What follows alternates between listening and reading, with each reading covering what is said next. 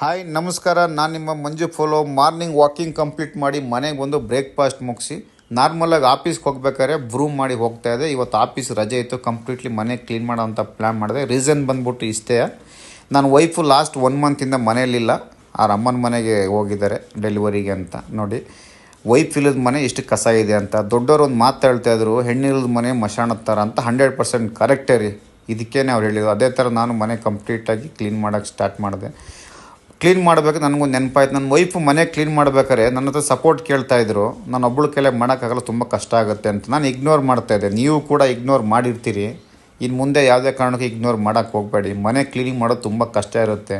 ಅದು ಯಾವಾಗ ನಾವು ಎಕ್ಸ್ಪೀರಿಯೆನ್ಸ್ ಮಾಡ್ತೀವೋ ಆವಾಗ ನಮಗೆ ಅರ್ಥ ಆಗೋದು ಕಷ್ಟ. ಅದೇ ಥರ ನನಗೆ ಕೂಡ ಇವತ್ತು ತುಂಬ ಕಷ್ಟ ಆಗ್ತಾಯಿದೆ, ಬಟ್ ವಿಧಿ ಇಲ್ಲ, ಮಾಡಬೇಕು, ಮಾಡ್ತಾಯಿದ್ದೀನಿ.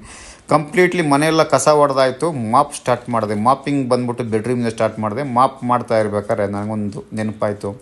ನಾನು ನಮ್ಮ ವೈಫು ಮಾಪ್ ಮಾಡ್ಬೇಕಾದ್ರೆ ನಾನು ಅಲ್ಲಿ ಮಾಡಿ ಇಲ್ಲಿ ಮಾಡಿ ಅಂತ ಹೇಳ್ತಾಯಿದ್ದೆ. ಅವ್ರು ಹೇಳ್ತಾಯಿದ್ರು ಮಾಪ್ ಮಾಡೋದು ತುಂಬ ಕಷ್ಟ ಇದೆ, ನೀವು ಸುಮ್ಮನೆ ಇರ್ತೀನಿ, ನಾನು ಮಾಡ್ತೀನಿ ಅಂತ. ಅದೇ ಥರ ನನಗೆ ಕೂಡ ಇವತ್ತು ಅದೇ ಥರ ತುಂಬ ಕಷ್ಟ ಆಯಿತು.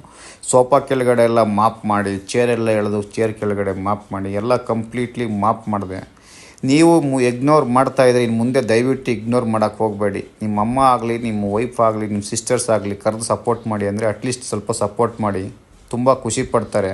ಈ ಮನೇಲಿ ಇದ್ದರೂ ಕೂಡ ಯಾವಾಗಲಾರು ಫ್ರೀಯಾಗಿದ್ದರೆ, ಆಫೀಸ್ ವರ್ಕ್ ಇಲ್ಲ ಅಂದರೆ ಅಟ್ಲೀಸ್ಟ್ ನೀವಾದರೂ ಇನಿಷಿಯೇಟಿವ್ ತೊಗೊಂಡು ಈ ಥರ ಕೆಲಸ ಮಾಡಿ. ಅದೇ ಥರ ವಾಷಿಂಗ್ ಮಿಷನಲ್ಲಿ ಬಟ್ಟೆ ಕರಿತಾ ಇತ್ತು, ವಾಷಿಂಗ್ ಮಿಷನ್ ಬಟ್ಟೆ ತೊಗೊಂಡೋಗಿ ಮೇಲ್ಗಡೆ ಹಾಕಿ ಬಂದೆ. ಇದೇ ಥರ ಅಪ್ಡೇಟ್ಗೋಸ್ಕರ ಫಾಲೋ ಮೈ ಫಿಟ್ ಕನ್ನಡ ಪಯಣ.